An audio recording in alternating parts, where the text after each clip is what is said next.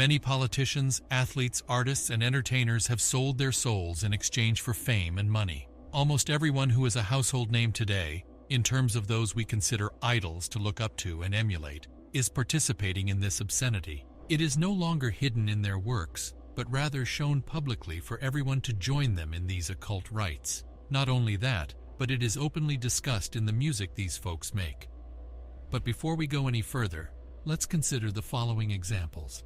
I sold my soul to the devil. I know it is a crappy deal / at least it came with a few toys like a Happy Meal. The Praise Jesus crooner Kanye West once said. These people thrive in stark hypocrisy. I sold my soul to the devil. I will never get it back / I just want to leave this game with a level head, said Eminem, who once went by the name Rain Man, which is a particularly powerful demonic monster, and even made a song called Rain Man about it. What about DMX? Just listen to the Omen songs on his CDs where he talks to this demon named Damien and another demon named Mickey with whom he communicates. Kurt Cobain also declared that he wants to get stoned and worship Satan. According to Elton John, he exclusively wrote songs in which language? What about Will and Jada Smith's family? Simply look up some of the interviews his son Jaden has given as a child. That is terrifying. This is only scratching the surface. There are plenty of additional cases, and you may wonder, why would these people sell their souls to Satan? For the love of money, and fame in this case, is the root of all evil. By craving it, some have wandered away from the faith and pierced themselves with many sorrows, says the Holy Book, 1 Tim 6:10. To put it simply, no living mortal is worthy of being worshipped and idolized in the way these entertainers are today. The only beings who are supposed to wield that magnitude of power are God and Satan, which means those who desire such power must pledge allegiance to one of the two opposing sides. We already know that God does not favor or reward those who pursue personal glory in a self-serving way. On the other hand, Satan thrives on this thinking and leverages a person's egotistical, selfish nature to entice them into freely dedicating their commitment to his worship in exchange for any earthly vices they desire. This is especially true for those of wealth and prominence, but it should be mentioned that those who indulge in this behavior, whom we do not see or know about, are the most hazardous. They are the ones who hear whispers from the shadows. For entertainers, they have to toil on their own and edge out a promising career first. It is only after they reach a certain level of fame that they are approached by high-ranking occultists in the entertainment industry and given the ultimatum. For the artist to continue receiving the publicity, promotion, and platform they have been given, or to move up to the next plateau, they must either sign over their mind, body, and soul to be used however their handlers see fit, or opt to stay at the level they are at and be blatantly doing their thing in a less impactful way. When these entertainers eventually agree to signing the blood contract with the devil, they realize that to achieve the level of fame they desire, becoming household names around the world, they must abandon all of their preconceived personal beliefs and adhere to a doctrine of spreading false information about life to lead those who follow them down a path of destruction. The artists are brainwashed into believing that nothing is free, that everything has a cost, and that they must consent to despicable and humiliating bodily acts, participate in blood sacrifices, perform lyrics that they did not write or sing, and advertise merchandise or propaganda that they regularly would not. They are made to conduct heinous wickedness because if they ever decide to speak out against their masters and disclose the truth of fame and money, they will be annihilated when their performed acts are made public. This keeps people in control by employing self-preservation psychology because everything comes at a price. This is why we read about innocent and light-hearted entertainers who later become hooked on substances or commit suicide at a young age. It is because they go insane in the face of all the filth they have seen, heard, and been forced to perform. You will even hear entertainers talk about seeing and hearing spirits or how something just took over when they stood on stage to perform, and they do not remember their performances. Regarding blood sacrifices, have you ever wondered why practically all of these well-known celebrities have a history of personal sorrow and loss? Many lose intimate family members and close personal friends in bizarre accidents and catastrophes When these celebrities are at their peak of fame, frequently getting even more renowned after the incident, it is because these celebrities' friends and relatives are frequently offered as blood sacrifices to demonic powers in order for the celebrity to continue reaping the advantages of their deal or to achieve a higher level of power and stardom. Another issue is, why would Satan even want these people? The solution is straightforward: their souls. Whoever acquires the most souls earns the most power.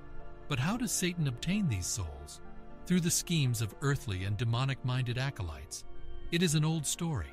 Only now, instead of concealing in robes, dancing around some carven idol, and passing their children through the fire, which they still do, these acolytes are hidden in full sight and within earshot, all while executing the same rites.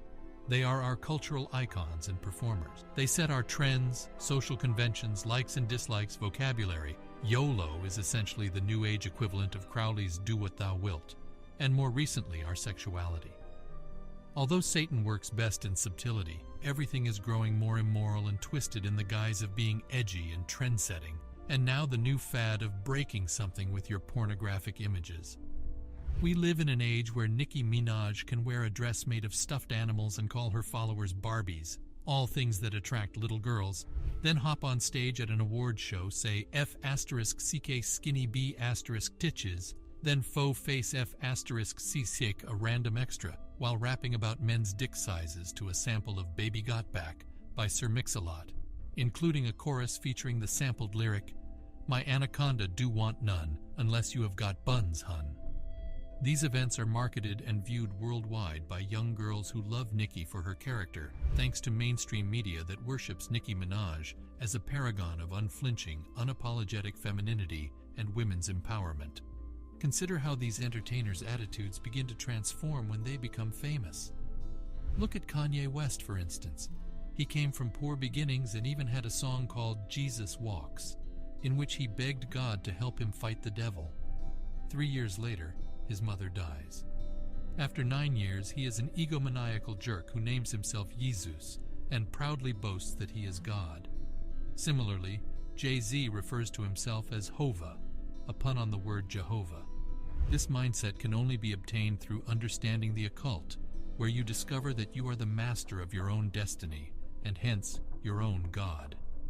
Jay-Z has also been photographed wearing clothing with Crowley's "Do What Thou Wilt" catchphrase, an obvious reference to his philosophies, regardless of what he claims otherwise. We can also look at people like Lady Gaga, who once spoke out against the entertainment industry, exposing it for being notorious for attempting to control every aspect of an artist's life, and even hinted, albeit subtly, that there is a hidden agenda behind what we see and hear these stars do and say. Lil Xan is just another celebrity who has stated that they have little control over their lives while being watched over by entertainment industry handlers. However, the Holy Scriptures explicitly instruct us to enter through the straight gate, for wide is the gate, and broad is the way that leads to destruction, and many are those who enter through it. Matt 7:13. These people take for granted that their souls are destined for doom. Moving on, it should be noted that not everyone is allowed to sell their soul, and the majority of those who try are unsuccessful.